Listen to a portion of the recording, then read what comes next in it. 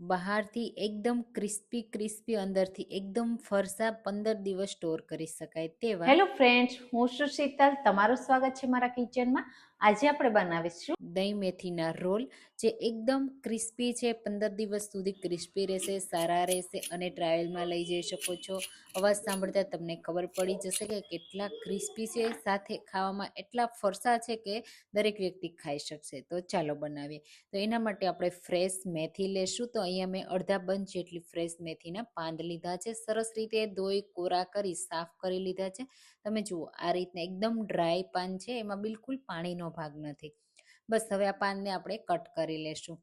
તો અહીંયા મેં કટ કરી રેડી કરી લીધા. તમે જુઓ, 1 કપથી થોડા વધારે પાન થયા છે અને એકદમ ઝીણા કટ કર્યા છે. હવે મસાલા માટે લસણની કળી, તીખાસ પ્રમાણે લીલા મરચાં અને 1 ટુકડો આદુનો અને જીરા એડ કરી દેશું. અડધી ચમચી જીરું એડ કર્યું છે અને એની પેસ્ટ તૈયાર કરી લેશું. તો આદુ મરચાં, લસણ અને જીરાની પેસ્ટ રેડી થઈ ગઈ છે. હવે આપણે દહીં મુઠિયા બનાવવા માટે દહીં લેશું. તો આ જે લોટ છે ને એ દહીંથી જ બાંધવાનો છે, એટલા માટે હું દહીં મુઠિયા કહું છું. અડધા કપ જેટલું દહીં લીધું છે. એમાં હળદર પાવડર, લાલ મરચું પાવડર અને ધાણા જીરું પાવડર એડ કરીશું. સાથે અડધી ચમચી ગરમ મસાલો એડ કરીશું. થોડી હિંગ એડ કરી દઈશું, પચવામાં હળવા રહે. સાથે વરિયાળી એડ કરીશું, તલ એડ કરી દઈશું અને જો બધા ટેસ્ટને બેલેન્સ કરીને એના માટે મેં ખાંડ એડ કરી છે. તમે ગોળ પણ એડ કરી શકો છો. સ્વાદ પ્રમાણે મીઠું અને 1 ટેબલ સ્પૂન તેલ એડ કરીશું. તૈયાર કરેલી આદુ મરચાં લસણ અને જીરાવાળી પેસ્ટ એડ કરી દઈશું. બધી પેસ્ટ એકસાથે એડ કર્યા પછી પહેલાં દહીં સાથે બધા મસાલાને મિક્સ કરી લેશું, જેથી બધા મસાલા દહીંમાં આવી જાય અને એક સરખો જે આપણે મેથીનો રોલ તૈયાર કરીએ અને એક સરખા તૈયાર થાય. તો આ રીતે સરસ રીતે મિક્સ કરી દેવાનું. તમે જો દહીં સાથે બનાવશો ને તો એકદમ સરસ સોડાઈનો કે કોઈ વસ્તુ એડ નહીં કરવી પડે અને ખાવામાં એટલા સરસ લાગશે કે વારંવાર બનાવશો.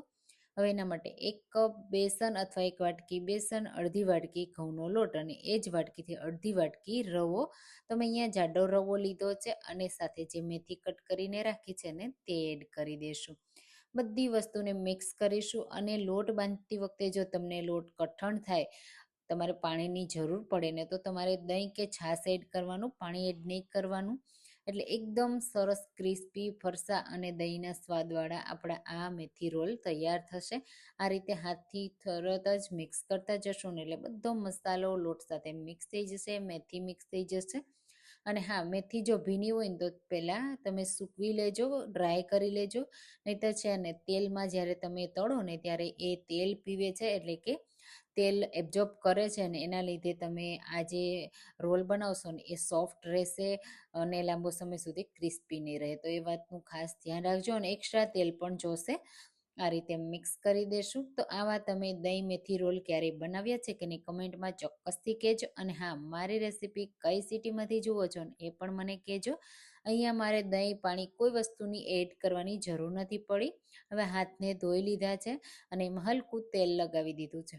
હવે એમાંથી નાના નાની સાઈઝના રોલ તૈયાર કરીશું. તો આ રીતે રોલ કરશો ને એટલે તરત જ રોલ થઈ જશે. કોઈ મુઠિયા વાળવાની ઝંઝટ નથી અને ઝડપથી રોલ તૈયાર થઈ જાય છે.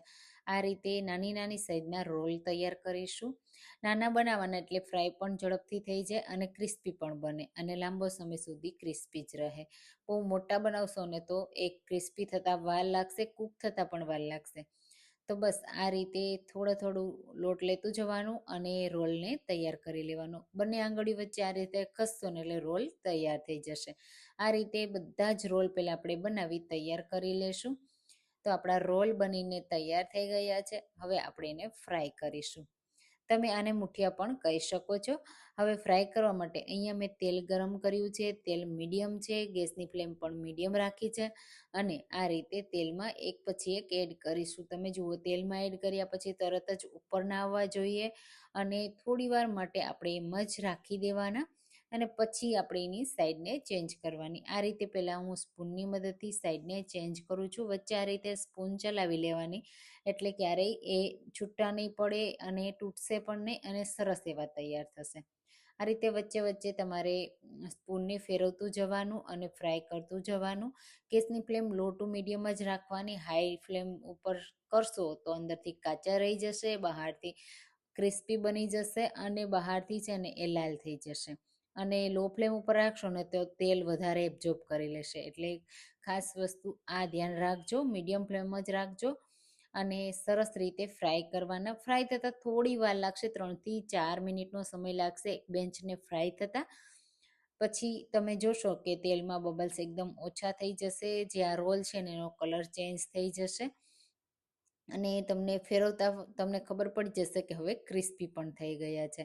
તો આ રીતે ફેરવતા જવાના સ્પૂનની મદદથી અને તમારે ચેક કરતું રહેવાનું કે કેટલા સરસ એવા ક્રિસ્પી થયા છે. તમે જુઓ થઈ ગયા ને એકદમ ક્રિસ્પી, કલર પણ ખૂબ જ સરસ આવ્યો છે મસાલાનો. અને આ ઠંડા કર્યા પછી તમે એરટાઈટ ડબ્બામાં ભરી 15 દિવસ સ્ટોર કરો ને તો પણ ખરાબ નહીં થાય અને ખાવામાં એટલા સરસ લાગશે. ચા સાથે, ટ્રાવેલમાં પણ તમે લઈ જઈ શકો છો. ચટણી સાથે પણ ખૂબ જ સરસ લાગે છે. તો આ રીતે બધા જ રોલ આપણે બનાવી, ફ્રાય કરી, ઠંડા કરી અને એરટાઈટ ડબ્બામાં ભરી અને સ્ટોર કરી દેશું. તો ગરમા ગરમ ખાવાની મજા આવે તેવા દહીં મેથી રોલ તૈયાર છે. તમે એકવાર જરૂરથી ટ્રાય કરજો. તમે એકવાર બનાવી લેશો ને તો વારંવાર મેથીની સિઝન પૂરી થાય ને એને પહેલાં બનાવી સ્ટોર કરી શકશો અને સ્ટોર કરશો ને તો બધાના ફેવરિટ થઈ જશે. તમે જુઓ અવાજ સાંભળતા કેટલા ક્રિસ્પી બન્યા છે. તો એકવાર રેસીપી ટ્રાય કરજો. ફરી મળીશું નવી રેસીપી સાથે.